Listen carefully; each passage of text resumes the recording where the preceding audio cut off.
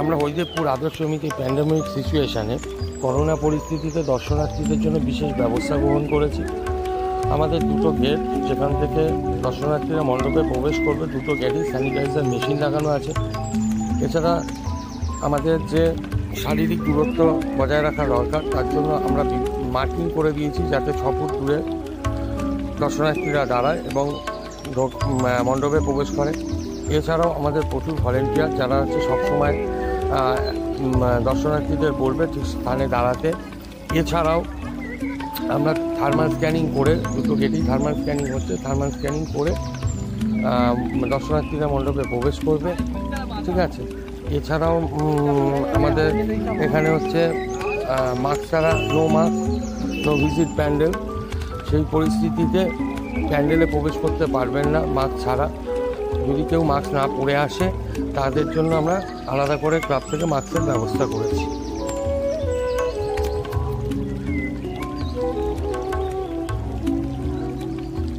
নমস্কার। হরিদেবপুর আদর্শ সমিতির 52তম বর্ষে আমরা এবারে থিম করেছি সবুজের ধারায় মায়ের আগমন। আমরা এটা করার একটাই উদ্দেশ্য হচ্ছে, যেভাবে করোনার প্রকোপ এবং আমফানে মানুষের যেভাবে ক্ষতি হয়েছে, তাতে আমরা আমাদের পুজো মণ্ডপ থেকে আমরা সবুজের ধারায় দেখিয়ে মাকে দিয়ে আমরা সমস্ত মানুষকে বোঝাতে চাইছি যে সবুজ মানুষকে কতটা সুস্থ করে তুলতে পারে। তাই আমাদের এই মণ্ডপ থেকে একদিকে যেরকম আমরা সবুজের বিভিন্ন গাছপালা দিয়ে একদিকে রেখেছি, বিভিন্ন আয়ুর্বেদিক গাছ টাছ দিয়ে আমরা যেভাবে সাজিয়ে তুলেছি, এটা মানুষকে একদিকে যেরকম সুস্থ করে তুলছে, আরেকদিকে দেখেছি পরিবেশ নষ্ট করার জন্য যেভাবে চারিদিকে গাছ কাটা হচ্ছে, সেই জন্য আমরা এখানে বনবিবি থেকে শুরু করে আমরা এখানে তাকে রেখেছি এবং গাছ যাতে না কাটা হয় তার জন্য আমরা মানুষের কাছে আহ্বান করছি।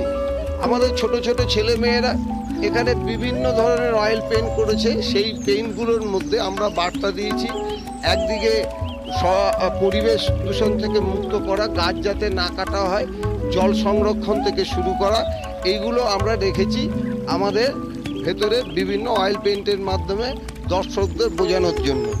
আমরা মায়ের মূর্তিকে রেখেছি, এখানে মাকে রেখেছি একটি গাছের মধ্যে, একটি পুরনো মন্দির, সেই মন্দিরের মধ্যে মা এখানে এসছেন। সেই মন্দিরে মাকে আমরা রেখেছি একটি গাছের তলায়, যে গাছটা কাটা হয়েছে। তারপরে রেখেছি আমরা এখানে এক কাঠুরিকে, মা সেই কাঠুরিয়াকে বাধা দিচ্ছে যাতে গাছ কাটা না হয়।